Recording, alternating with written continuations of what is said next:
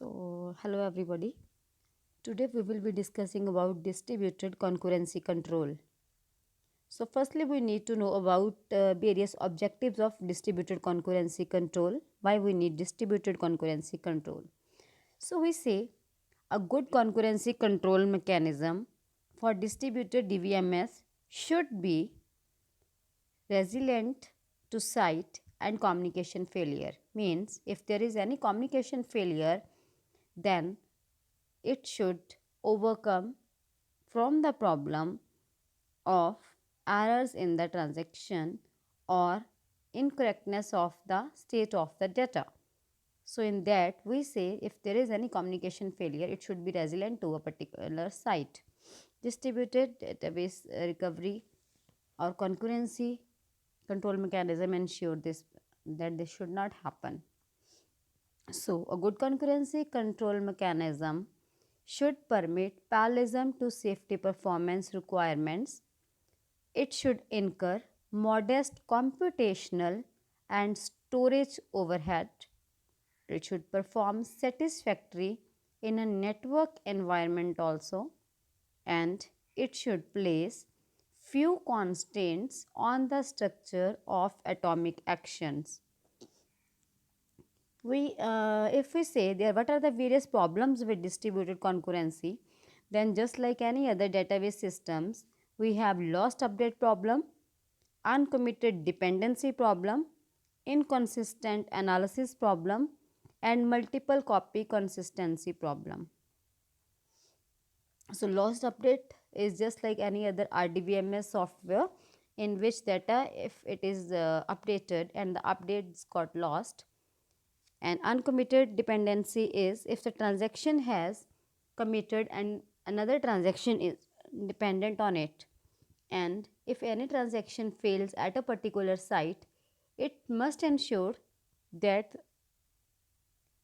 other site that is running a transaction and that transaction is dependent on the failure site, then concurrency should be maintained.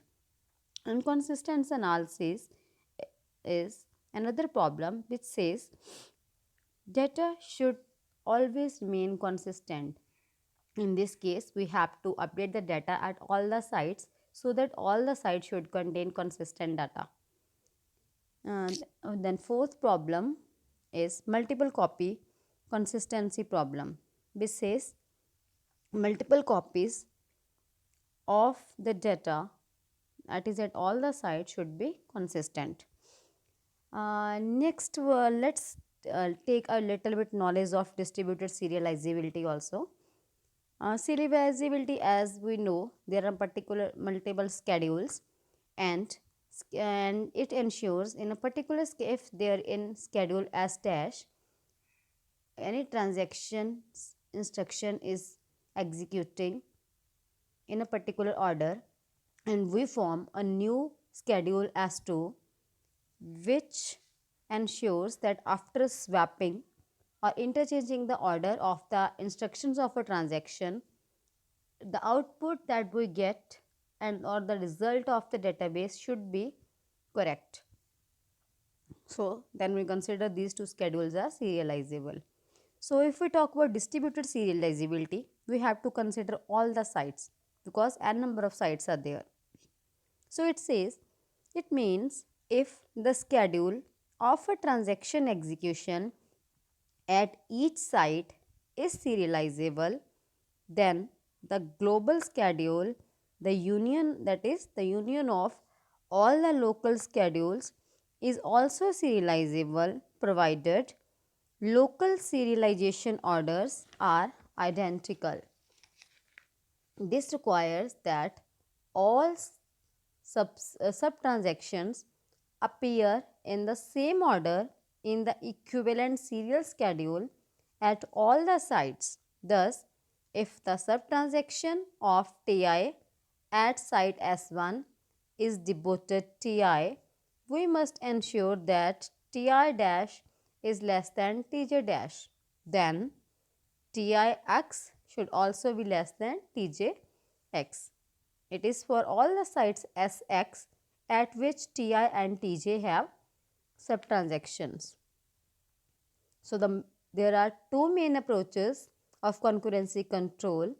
One is locking based, which guarantees that the concurrent execution is equivalent to the same to some serial execution of the toast transaction.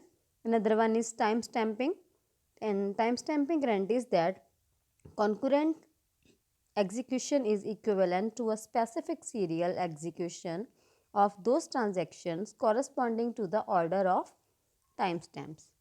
So basically we are having locking protocols and timestamp based protocols. So let us have a look at distributed transaction management. So in this case we are considering two A and B parts. A says, firstly, a transaction sends initial signal. It means it is in the initial state. From the initial state, it is sending a prepare sent. On receiving prepare sent, the coordinator is waiting for further response. So here in this case we consider A part as the coordinator and B are the activities of a participant. I am again repeating, A consists of coordinator activities and B consists of participant activities. So in this case we say initially the coordinator starts, it sends a prepare send signal to the to the participant and waits for the response from the coordinator. And then after receiving response from the waiting, it will be in the decided state because it has sent the global decision sent. After the decided state, acknowledgement is received and it is completed. And at the same time, what the participant is doing, let us have a look at B diagram. It says the participant is initially in the initial state, then it receives prepare from the coordinator. On receiving prepare, it tells the coordinator that I am prepared. After prepared, it can go into aborted state or committed state. Based on this decision, your coordinator will decide whether he has to commit or abort. After decision, it waits for acknowledgement, that is, it is in a completed state. So distributed transactions is transactions may access data at several sites. Each site has a local transaction manager responsible for maintaining a log of recovery purpose and also participates in coordinating the concurrent execution of the transactions executing at that site. And each and every site has a transaction coordinator and which is responsible for starting the execution of transaction that originate at the site. Then it distributes sub transactions at appropriate sites for execution and then coordinating the termination of each transaction that originates at the site, which may result in the transaction being committed at all the sites or aborted at all the sites. The transaction coordinator TC1 at site 1 at site S1 divides a transaction into a number of sub-transactions using information held in the global system catalog, because the global system catalog consists of all the allocation and replication and fragmentation of the data. The data communication components at site 1 sends sub-transactions to appropriate sites, say S2 and S3. The transaction coordinator at site S2 and S3 manages these sub-transactions. The rules of sub-transaction are communicated back to the transaction coordinator 1 via communication components. So, under this we have DDBMS. It must ensure indivisibility of each subtransaction, DDBMS has to ensure that all the transactions are synchronized with the local transaction execution concurrency at a site. It also guarantees synchronization of subtransaction with global transaction running simultaneously at same or different sites. Global transaction manager is also there. Global transaction is also known as transaction coordinator, which is present at each site to coordinate global and local transaction initiated at that site. So if we have to control concurrency, it says distributed databases encounter a number of concurrency control mechanisms which are not present in centralized one. Some of them are dealing with multiple copies of data items, failure of individual sites, communication link may also fail. If the communication link gets failed, then it is the task of the network manager to establish this link. Distributed commit, because all the sites must commit if they are working on the common data item. Distributed deadlock, all the sites may get stuck. So we have the distributed deadlock mechanism also. So dealing with multiple copies of data items, we say the concurrency control must maintain global consistency. Likewise, the recovery mechanism must recover all copies and maintain consistency after recovery. Failure of individual sites if occur, it says this database availability must not be a factor due to the failure of one or two sites, and the recovery manager must recover them before they are available to use. One site, because one site may affect the other one, so failure should be maintained. Communication link failure we have already discussed. Network partition will occur and it will work independently. All the sites will be working independently and one site will not be able to access the data at other side. Distributed commit and distributed deadlock we have already discussed.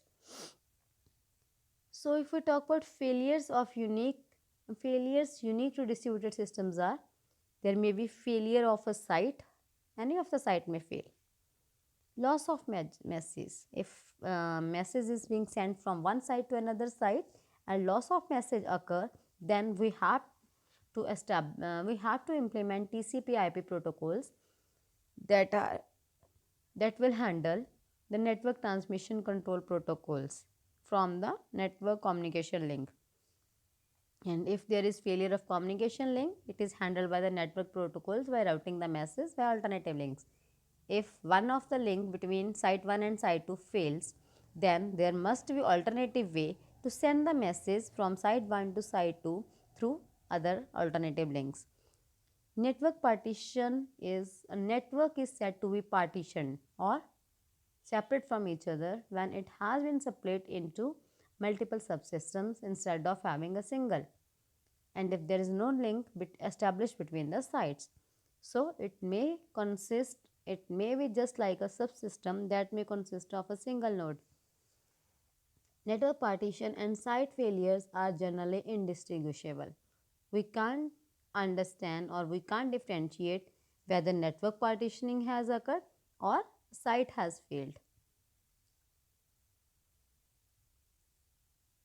So that's all about basics of concurrency and transactions. In the next lecture, we will be discussing about various protocols that are available for concurrency control mechanism.